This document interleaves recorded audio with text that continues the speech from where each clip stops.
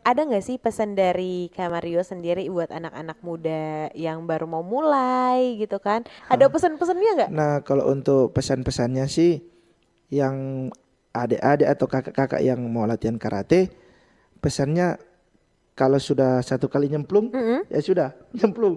Jadi ibaratnya begini, kalau latihan karate itu diseriusin saja. Diseriusin Lebih simpelnya saja. begitu, diseriusin saya, entah untuk prestasi atau untuk bela diri, diseriusin saya. Pasti ada impactnya, ada feedbacknya dari hal-hal positif yang kita lakukan, apalagi di karate. Kami selalu tanamkan ini mindset kami, mungkin agak sedikit keras atau apa, mindset kami selalu kami sampaikan ke atlet,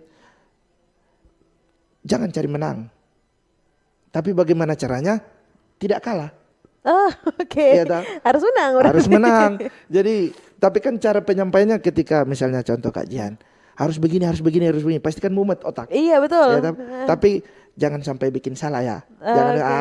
ya, ya tahu. Jadi Jadi saya juga ke atlet begitu. Nggak bilang kamu harus menang, harus menang, harus menang, enggak. Tapi bagaimana caranya kita tidak kalah. tidak Tapi kalah. ada lagi statement dari saya, kalah adalah penghinaan. Oke, kalah adalah Ah, penghinaan. Itu adalah salah satu hal yang keren sih. Itu kalau misalnya dibawa di kehidupan juga oke ya. oke, tapi Maksudnya mungkin kalau ini kan berbicara soal atlet, tapi kalau betul. berbicara soal kehidupan kan kita kan hidup bukan cuma sendiri. Betul Dan banget. kalau semua hal harus kita yang menang, agak susah juga. Repot juga. Tiga kata yang menggambarkan seorang karateka. Kalau tiga kata menggambarkan soal karateka, pertama Bushido, kata yang dari Jepang. Apa tuh artinya? Bushido artinya semangat pantang menyerah. Semangat pantang menyerah. Oke. Nah, kalau kedua keren.